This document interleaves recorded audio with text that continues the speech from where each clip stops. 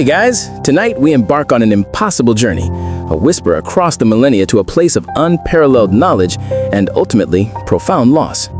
Close your eyes for a moment and imagine the sting of sea salt on your lips, the cacophony of 1,000 tongues mingling in the bustling streets, the scent of exotic spices mingling with the distant promise of papyrus and ink.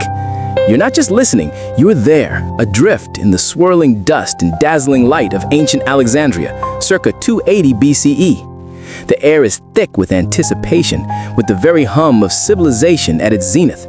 You probably won't survive this intellectual immersion without a serious case of awe, but hey, that's part of the fun, right? So, before you get comfortable, take a moment to like the video and subscribe, but only if you genuinely enjoy what I do here. And while you're at it, why not drop your location and local time in the comments? It's always fascinating to see where you're tuning in from. Now, dim the lights, maybe turn on a fan for that soft background hum, and let's ease into tonight's journey together. You feel the coarse sand beneath your sandals as you navigate the narrow, sun-baked lanes, a newcomer in a city that breathes ambition and intellect. This isn't just any port city. This is Alexandria, the crown jewel of the Hellenistic world, founded by Alexander the Great himself. You can almost hear the echoes of his dream, a city where East met West, where philosophy and science would flourish under the watchful eye of the Ptolemies. You crane your neck, attempting to glimpse the legendary lighthouse, the Pharos, already a colossal marvel, its smoke plume a guiding beacon for ships laden with goods, and more importantly for our story, ideas from every corner of the known world. It's a city of unprecedented scale, a melting pot of cultures, and at its heart, a beacon even brighter than the Pharos, the Great Library. Your sandals slap rhythmically against the stone as you approach the opulent Bruchion, the royal quarter. The sheer grandeur is almost overwhelming. Marble gleams, reflecting the intense Mediterranean sun. The air here feels different, charged with a quiet energy, a focused intensity that speaks of minds at work. This isn't just a building, it's an institution, a university, a research center, and yes, the most ambitious attempt in human history to collect all knowledge under one roof. Historians still argue whether the library truly aimed to collect every single text, but its ambition was certainly staggering. You can practically taste the scholarly zeal in the air. You move closer, drawn by an invisible force, until you stand before the sacred precinct itself, the Mausion, the Shrine of the Muses, which housed the Great Library. It's not a single, isolated building as you might imagine a modern library. No, this is a sprawling complex of lecture halls, study rooms, dining areas, botanical gardens, and astronomical observatories. Think of it less as a public library and more like an ancient equivalent of a modern research university and think tank rolled into one, with scholars living and working there, their lives devoted to the pursuit of knowledge. You might even catch a glimpse of a philosopher deep in thought, perhaps a mathematician sketching diagrams in the dust with a stick, or a physician discussing remedies. It's an intellectual beehive, buzzing with purpose. Imagine, if you will, the sheer volume of papyrus scrolls. We're talking hundreds of thousands, perhaps even nearing 1 million by its zenith. To put that in perspective, consider your own bookshelf. Now multiply that by, well, a truly ridiculous number. Each scroll represents weeks, months, sometimes years of labor, from the growing and harvesting of papyrus reeds in the Nile to the meticulous process of pressing and drying the sheets to the scribes painstakingly copying texts by hand. It's an immense undertaking, a testament to the Ptolemies' vision and wealth. They weren't just collecting books, they were collecting the very essence of human thought. The story goes that Ptolemy I Soter, one of Alexander's generals, initiated this grand project around 300 BCE, though his son, Ptolemy II Philadelphus, truly brought it to its full glory. Their aim was simple, yet audacious, to create a universal library, a repository for all Greek literature and eventually all significant works from other cultures as well. They were intellectual hoarders, in the best possible sense. And you, my friend, are now walking into the very heart of this ancient scholarly empire. As you step through one of the grand archways into a shaded courtyard, the noise of the city begins to recede, replaced by the murmur of conversation, the rustle of papyrus, and the faint scratching of pens. It's cooler here, the stone offering respite from the sun. You notice scholars, identifiable by their simple tunics and earnest expressions, moving with a quiet reverence.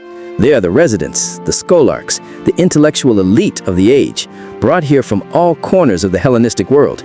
They live, eat, and breathe within these walls, supported by royal patronage. It's like an ancient version of a fully funded academic sabbatical, except instead of a laptop, you've got a stylus and a roll of papyrus. You can almost feel the weight of history pressing in. This isn't just a place for reading, it's a place for creating knowledge. Euclid probably walked these same halls, refining his geometric theorems. Archimedes might have debated here, pondering his revolutionary insights. Eratosthenes, the man who calculated the Earth's circumference with remarkable accuracy, was a chief librarian here. Think about that for a second. The librarian was essentially the director of the world's greatest research institution. That's a serious glow-up for the job title. I just organized the scrolls, but also I'm the guy who figured out how big our planet is. Casual. The Ptolemies used various methods to acquire scrolls. One well-known strategy was to search every ship that docked in Alexandria.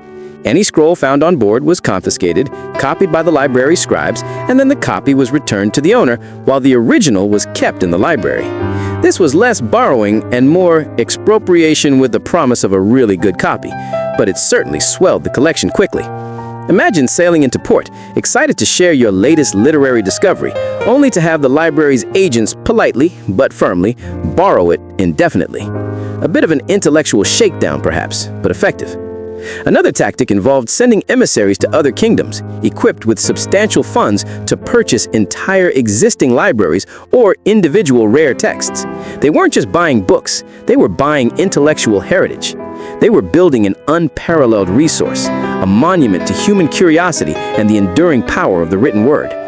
It's a mainstream historical fact that the Ptolemies were utterly relentless in their pursuit of scrolls. You walk past a group of scholars huddled over a table, their voices low and intense. One gestures animatedly at a papyrus, pointing to a specific passage. You don't understand their Greek, but you understand the universal language of intellectual passion. This place isn't just a static repository, it's a living, breathing hub of discourse and discovery. The entire purpose of this magnificent collection was to be used, to be analyzed, debated, and built upon. It's a quirky tidbit that Ptolemy III, according to some accounts, even convinced Athens to lend the original manuscripts of Aeschylus, Sophocles, and Euripides, the great tragedians, by giving them a massive deposit of 15 talents of silver. He then, with a mischievous grin, kept the originals and sent back copies, forfeiting the hefty deposit. That's dedication, or perhaps intellectual larceny, depending on your perspective. 15 talents of silver was an astronomical sum, enough to fund small wars. But for the Ptolemies, these literary treasures were priceless. They understood the long game, the enduring value of knowledge. As you wander deeper into the complex, you begin to grasp the sheer logistical challenge of maintaining such a vast collection. This isn't like finding a book in a modern library using a computer catalog. No, this is an analog world where every scroll is a unique object, hand-copied, prone to decay, and needing constant attention. The scale of their undertaking, without electricity, without printing presses, or even proper shelving systems as we know them, is mind-boggling. They were inventing the concept of library science as they went along, forging new paths in the organization of information. And you, my friend, are about to witness how they tackled this monumental task. The sun climbs higher, casting long shadows across the courtyards of the Museion. But inside, a different kind of light illuminates the path, the focused glow of scholarly pursuit. You've gotten your bearings, feeling less like a bewildered tourist and more like an apprentice, observing the daily rhythms of this intellectual powerhouse. Your journey now takes you deeper, into the very engine room of the library, the scriptorium and the workshops where scrolls were brought into being and preserved. You follow a quiet corridor, the air growing noticeably drier, and soon you find yourself at the entrance to what must be the scriptorium. The sound of numerous hands scratching reeds on papyrus is the first thing that hits you, a gentle, incessant murmur, like a swarm of diligent bees. This isn't a silent, reverent space like a reading room. This is a workshop, a production line of ancient knowledge. The room is large, filled with natural light streaming in from high windows, illuminating the fine dust motes dancing in the air. Long wooden tables line the room, each occupied by a scribe. These scribes are the unsung heroes of ancient scholarship. Their work was painstaking, requiring immense concentration and stamina. You watch one, his brow furrowed in concentration, dipping his reed pen into a small ink pot and meticulously copying Greek letters onto a fresh sheet of papyrus. His movements are precise, almost meditative. Imagine the eye strain, the cramped fingers, The endless hours spent hunched over ensuring every single character was accurate. A single mistake could render a copy flawed, or worse, alter the meaning of a philosophical treatise or a medical text. It's a job that demands unwavering attention to detail, a quiet heroism of the pen. The papyrus itself is fascinating. You remember its origin, the tall reeds of the Nile, stripped, sliced, laid crosswise, pressed, and polished until a smooth, flexible sheet was formed. These sheets were then glued together to form a scroll, often many meters long. A typical scroll might be around 10 meters, but some could stretch much further. Think of trying to read an entire novel unwinding from a roll. Not exactly ergonomic, but it was the technology of the day. And these scribes weren't just transcribing. They were often annotating, correcting, and sometimes even critically editing texts. They were the ancient world's copy editors, proofreaders, and desktop publishers all rolled into one. The sheer volume of work here is mind-boggling. With hundreds of thousands of scrolls in the collection and new ones constantly arriving or being commissioned, the scriptorium must have been in perpetual motion. It's a mainstream historical fact that the library employed numerous scribes, copyists, and scholars who specialized in textual criticism. Their job wasn't just to make copies, it was also to ensure the accuracy and integrity of the texts, comparing different versions, correcting errors that had crept in over centuries of transmission. This rigorous approach to textual scholarship was revolutionary, essentially founding the discipline of philology. You might notice a specific kind of scroll, particularly revered. These are the autographs, the original manuscripts penned by the authors themselves. These would be treated with the utmost care, housed in special containers, perhaps even kept in a more secure section of the library. The concept of an original had immense prestige, even if a perfectly accurate copy served the same informational purpose. It's a bit like owning a first edition signed by the author versus a perfectly good paperback. Both convey the story, but one holds a certain mystique. Beyond the copying, there was also the process of repair and preservation. Papyrus is organic and fragile. It's susceptible to humidity, insects, and simply crumbling with age and repeated handling. You might peek into another section of the workshop, where specialists are carefully unrolling damaged scrolls, mending tears with thin strips of papyrus and a delicate touch, consolidating flaking sections with natural glues. It's slow, meticulous work, like performing surgery on ancient paper. They understood intuitively that to keep knowledge alive, you had to keep its physical vessel intact. One quirky tidbit about scroll preservation often involved cedar oil. Scrolls were sometimes treated with cedar oil, which was believed to deter worms and insects, and also to give the papyrus a certain pliability. The oil would also impart a distinctive, perhaps even pleasant aroma to the scrolls. So imagine for a moment the scent of the great library, not just dust and old paper, but a faint woody fragrance mingling with the ink, a scent of ancient knowledge being carefully nurtured. It's a smell of dedication, a scent of history. The meticulousness extended to the very finishing of the scrolls. Once a text was copied and corrected, the scroll would be rolled around a central wooden rod or umbellus. Sometimes a small tag or syllabus made of parchment or papyrus would be attached to the end of the scroll, protruding from the scroll, bearing the title of the work and the author's name. This was the ancient world's version of a spine label, allowing you to identify a scroll without having to unroll it. These tiny details speak volumes about the methodical approach taken to managing such a vast collection. You might even see scholars working directly with the scribes, dictating corrections or new passages. The interaction between the creative mind and the diligent hand was constant.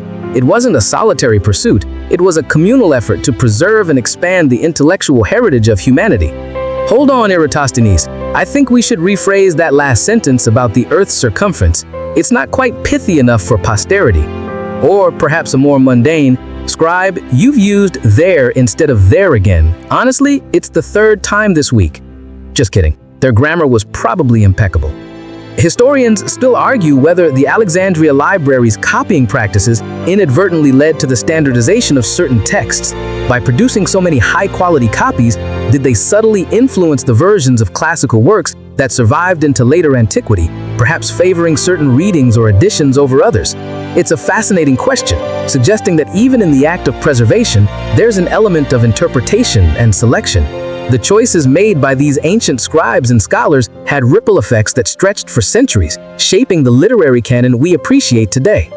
The conditions for the scribes weren't always glamorous, despite the intellectual grandeur of their surroundings. They worked long hours, often in less than ideal lighting, enduring the repetitive strain of their craft.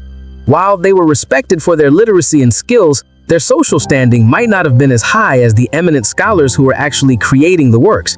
It was a hierarchy of intellect, with the original thinkers at the top, and the diligent copyists forming the essential foundation. You can appreciate the quiet pride in their work, however. Each perfectly formed letter was a small victory against the tide of forgetting. Imagine the sheer volume of material needed: mountains of papyrus, vats of ink made from soot and gum arabic, countless reed pens, sharpening knives, and polishing stones. The logistics of supplying such an operation would have been a massive undertaking in itself. The library was a colossal enterprise, a testament to the Ptolemaic king's unwavering commitment to learning. It was a beacon of intellectual light, drawing scholars and texts from across the globe. You realize that the grandeur of the library wasn't just in its architecture or its collection, but in the painstaking, everyday labor of countless individuals dedicated to the written word. This scriptorium, humming with activity, is the pulsating heart of that dedication. Having seen the birth and careful tending of scrolls, you now venture into the very nerve center of the library's organization, the system designed to make sense of this monumental collection. Imagine a library of nearly 1 million scrolls without a Dewey Decimal System, without ISBNs, without even an alphabetical author index you could quickly scroll through on a computer. How do you find anything? How do you even know what you have? This is where the ancient librarians of Alexandria truly innovated, devising sophisticated systems from scratch to manage their intellectual treasure trove. You step into what feels like a central administrative area, perhaps a spacious hall lined with shelves, but instead of scrolls, these shelves might hold smaller, flatter rolls or wooden tablets. This is where the magic of ancient cataloging happened. The sheer scale of the collection would have been overwhelming without a methodical approach. The librarians, the heads of this vast institution, were not mere custodians. They were intellectual pioneers, laying the groundwork for library science. The mainstream historical fact here is that the creation of a comprehensive catalog was one of the library's most significant and least glamorous achievements. This wasn't just a list. It was an organizational system designed to navigate an ocean of knowledge. You can almost feel the collective headache of the first librarians, staring at mountains of newly acquired papyri, thinking, right, how do we make this searchable? The challenge was immense, but so too was their ingenuity. The primary tool for this colossal task was a work known as the Pinakes. You might envision it as the ancient world's master catalog, but it was far more than a simple inventory. Compiled by Callimachus of Cyrene, one of the most brilliant scholars and poets of his age, the Pinakes was a revolutionary bibliographic effort. Callimachus was a prolific writer himself, but his lasting legacy might well be this monumental work of organization. Imagine for a moment the scope. Hundreds of thousands of individual works, each needing to be identified, described, and classified. The Pinakes organized scrolls into broad categories based on genre: epic poetry, lyric poetry, tragedy, comedy, history, rhetoric, medicine, law, and so on. Within these genres, works were typically listed alphabetically by author. For each author, there would be a brief biographical note, followed by a list of their works, often with the first line of each scroll, the incipit, to aid in identification. This was crucial, as titles could sometimes be ambiguous, or scrolls might lack clear title tags. It's like having the opening sentence of every book ever written at your fingertips, a handy way to confirm if you've got the right one. You might wonder, why alphabetically by author? Isn't that a bit basic? And yes, while basic by modern standards, it was revolutionary for its time. Before this, organization was often haphazard, perhaps by acquisition date, or by patron, or simply piled in storerooms. Callimachus's system provided a consistent, searchable framework. It meant that if you knew an author, you could quickly find their complete bibliography within the library's holdings. If you were looking for, say, all works of history, you could go to that section of the Pinakes and browse through the historical authors. The Pinakes itself wasn't a single scroll. It was a multi-volume work, perhaps dozens of scrolls long, representing years of dedicated labor. It served as both an inventory and a reference work for the scholars. Think of it as the ultimate librarian's guide to everything. It allowed scholars to not only locate specific texts, but also to understand the breadth of an author's output, to see what was available in a given field, and to identify lacunae, the gaps in the collection. A quirky tidbit that demonstrates the meticulousness of these early catalogers. Alongside the author and title, the Pinakes often included details about the scroll's physical characteristics, such as the number of lines or columns, or even the type of papyrus. This level of detail would have been incredibly useful for textual criticism, allowing scholars to compare different versions and identify copies that might be incomplete or spurious. It's like noting the edition, publisher, and even page count on a modern book entry. These weren't just lists, they were detailed bibliographical records. Historians still argue whether the Pinakes was primarily a tool for physical location within the library or more of a bibliographical record of the collection's intellectual content. It likely served both purposes. While it certainly provided a framework for knowing what was in the library, the actual physical arrangement of scrolls might have been simpler, perhaps by genre, and then by size, within designated rooms or sections. The Pinakes then acted as the intellectual map to this physical layout. You might go to the philosophy section, consult the Pinakes, find the author and work you want, and then physically search the shelves for the specific scroll. The shelves weren't precisely shelves as we know them. Scrolls were typically stored in cubbyholes or pigeonholes, carved into walls, or in wooden boxes or pottery jars, known as bibliothecae or armaria, placed on shelves.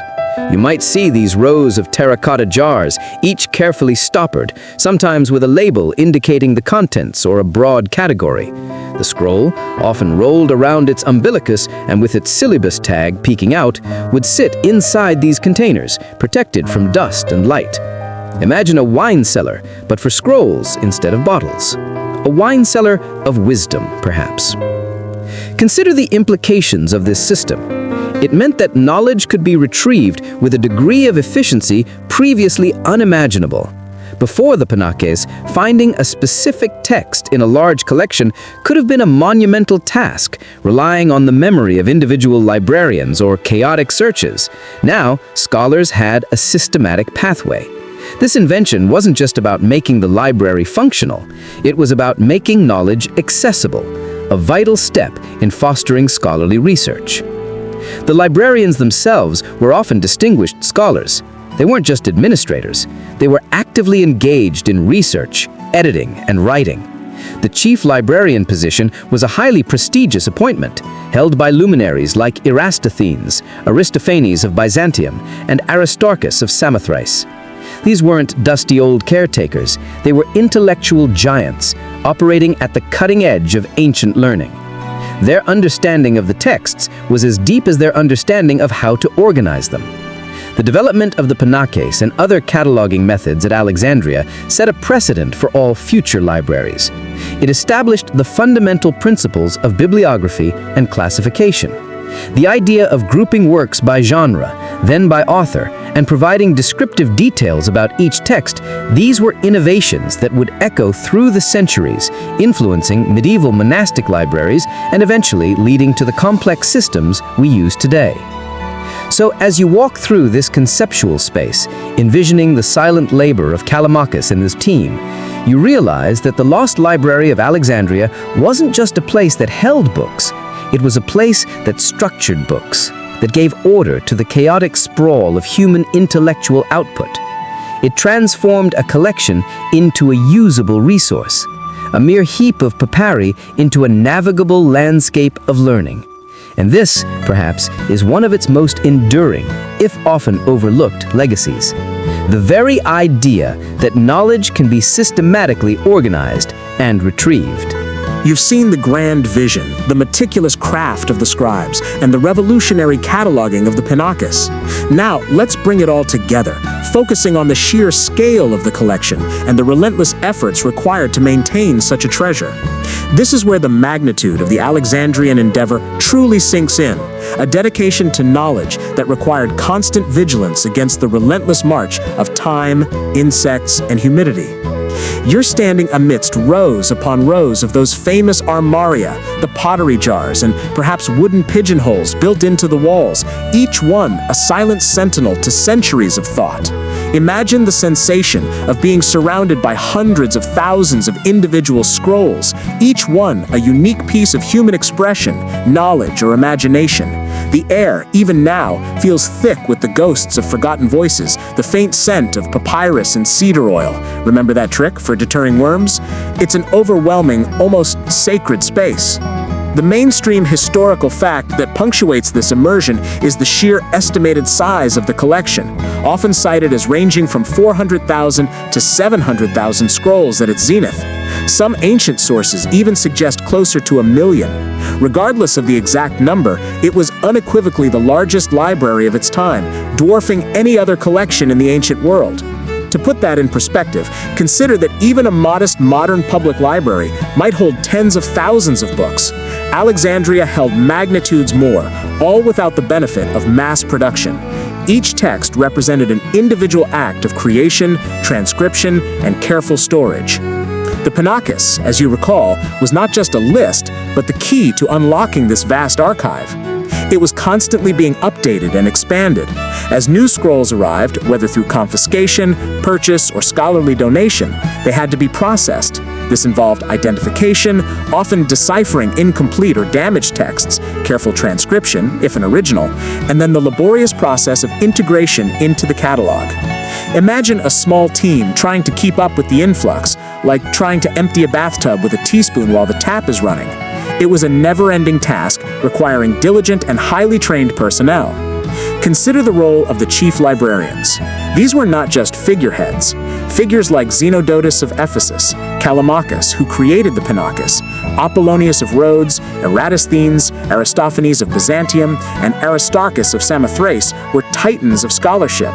They didn't just manage, they curated, they edited, they researched.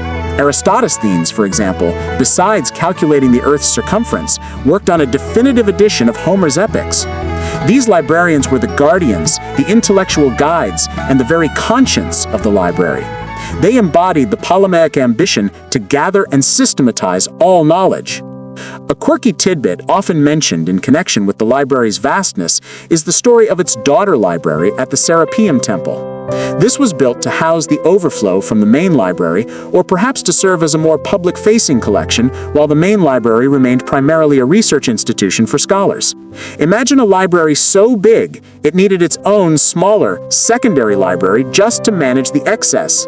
It speaks volumes about the insatiable hunger for texts. The material of the scrolls, papyrus, was both a blessing and a curse. It was relatively easy to produce and write upon compared to parchment, but it was also incredibly fragile. Humidity could cause it to mildew and rot. Dryness could make it brittle and shatter. Insects like bookworms, yes, they existed even then, found it a delicious meal. Fire, of course, was the ultimate enemy. The librarians and their staff were in a constant battle against these destructive forces. Scrolls would need to be periodically unrolled, aired out, possibly re-oiled, and meticulously repaired. It was an ongoing conservation effort on a scale that few modern institutions could match without specialized equipment. Historians still argue whether the library truly had all the known texts in the ancient world. While the ambition was clearly universal, practical realities and political tensions likely meant there were gaps. Some scholars argue that while it was vast, it certainly couldn't have contained every single text, especially considering works from non-Greek cultures that might not have been translated. Others suggest its collection was indeed so comprehensive in the Greek tradition that little was truly missing. The truth probably lies somewhere in the middle, a testament to its unparalleled breadth, but acknowledging the practical limitations of its era. The process of finding a scroll, even with the Pinakes, wasn't instantaneous. A scholar would consult the Pinakes, which itself was a set of scrolls, identify the desired work, and then a library assistant would retrieve it. This might involve navigating a specific section of the repository, identifying the correct armarium or pigeonhole, and carefully extracting the desired scroll. Imagine waiting for a scroll to be retrieved. No instant downloads here. It was a slower, more deliberate process, fostering patience and perhaps a deeper appreciation for the text once it was finally in hand. The physical format of the scroll itself presented challenges. While convenient for storage when tightly rolled, reading involved unrolling one section while rolling up another, and making notes or cross-referencing between texts was cumbersome. You couldn't easily flip back and forth like you can with a codex, a book with bound pages, which would only become prevalent much later. This dictated a certain style of scholarship, perhaps favoring intense focus on one text at a time, or requiring multiple copies of a text if extensive comparison was needed. Despite these physical challenges, the library flourished for centuries, a testament to the dedication of its staff and the intellectual vibrancy of Alexandria. It wasn't just a place to store old texts, it was a crucible for new knowledge, a vibrant ecosystem where scholars from across the Hellenistic world could come, learn, teach, and create.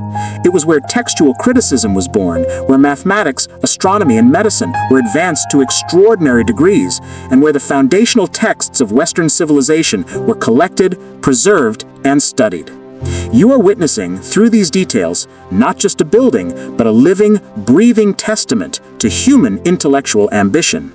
You've walked through the bustling streets of ancient Alexandria, felt the weight of the scrolls, and marveled at the meticulous systems designed to harness knowledge.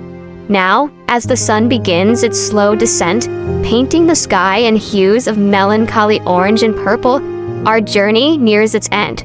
We arrive at the inevitable, somber chapter, the decline and eventual loss of the great library. The echoes of its former glory grow fainter, replaced by the hushed whispers of what was and what might have been. You feel a chill in the air, not from the setting sun, but from the weight of history's heavy hand. The library, this unparalleled beacon of knowledge, did not vanish in a single dramatic conflagration, as popular legend often suggests. Rather, its decline was a slow, agonizing process, a gradual fading exacerbated by political turmoil, shifting intellectual priorities, and perhaps a degree of internal neglect. It wasn't a sudden death, but a drawn-out twilight. The mainstream historical fact here is that there isn't one definitive, universally accepted account of the library's destruction. Instead, various events contributed to its demise over several centuries. One of the earliest and most frequently cited incidents occurred during Julius Caesar's Alexandrian War in 48 BCE. Caesar, besieged in the city, reportedly set fire to his own ships, and the flames spread to the dockyards, destroying some 40,000 to 70,000 scrolls stored in warehouses near the harbor. These were likely scrolls awaiting processing or shipment, not necessarily the main collection within the Mausoleum itself. While a significant loss, it was a blow, not a knockout. You might imagine the frantic efforts to save scrolls, the acrid smell of burning papyrus, the desperate realization of irreplaceable knowledge turning to ash. This event, while not the end of the library, marked a turning point, a grim foreshadowing of its vulnerability to such a vast physical repository. It's like a beloved old house suffering its first major fire. It survives, but it's never quite the same. Political instability played a huge role. The Roman conquest of Egypt, a series of civil wars, and shifting imperial patronage meant less funding and attention for the library. The Ptolemaic dynasty, which had so lavishly supported the institution, was gone. Subsequent rulers simply didn't share the same zealous commitment to universal knowledge. The intellectual focus of the Greco-Roman world also began to shift, moving away from the kind of pure research and textual criticism that had defined the Alexandrian scholarly tradition. A quirky tidbit regarding its decline involves the Roman Emperor Caracalla, who in 215 CE massacred many Alexandrian scholars and expelled others, supposedly in retaliation for a satire written about him. This act crippled the scholarly community, draining the lifeblood from the Mausoleum.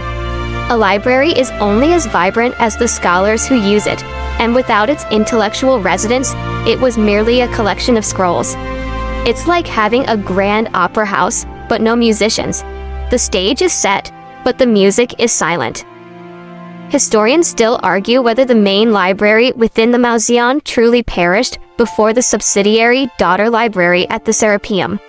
Some evidence suggests the Mausoleum complex itself, declined and its collections dispersed earlier, while the Serapeum Library continued to function for a longer period. This daughter library eventually faced its own end, notably during the Christian persecutions of pagan temples in the late 4th century CE, when the Serapeum was violently destroyed around 391 CE.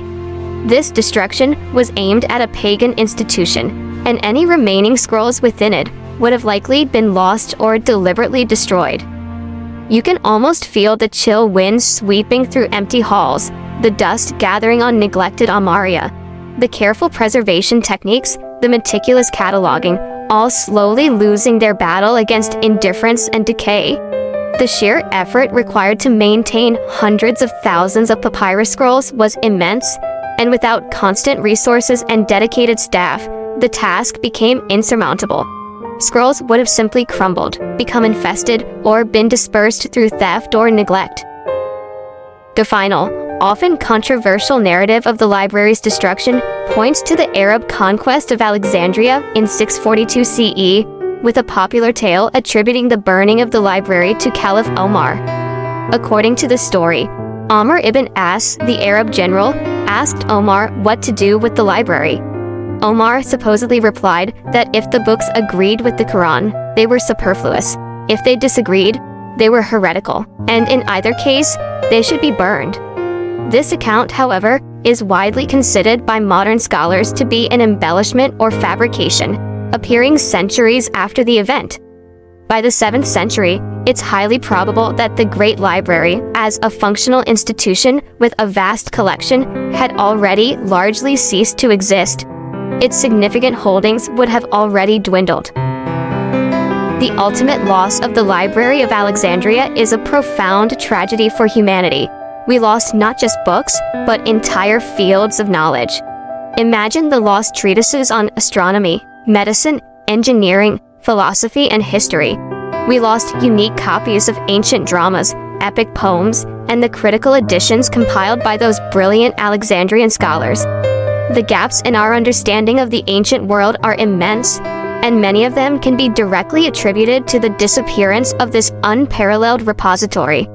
It's a sobering reminder of the fragility of knowledge and the importance of its preservation. As you turn to leave the spectral remains of what was once the intellectual heart of the world, the silence is deafening. The vibrant hum of scholars, the scratching of pens, the rustle of papyrus, all are gone, replaced by the wind sighing through broken columns. You carry with you not just the memory of its grandeur, but the poignant ache of its absence. The Library of Alexandria reminds us that knowledge, once collected, must also be cherished, defended, and continuously renewed, or it too can become but dust and whispers. The final images begin to blur, the vivid details of ancient Alexandria softening at the edges. The sounds of the market, the distant call of the ships, the murmur of scholarly debate, they all recede into a gentle, timeless hum. You feel the weight of countless lost scrolls, not as a burden, but as a quiet reminder of the preciousness of every single word that survives. Let the silence envelop you, a calming stillness that settles deep within. The great intellectual endeavor, the rise and fall of that magnificent library, now drifts into the realm of dreams, a story whispered across the centuries. Allow yourself to float on this ancient current of memory, finding peace in the echoes of what once was.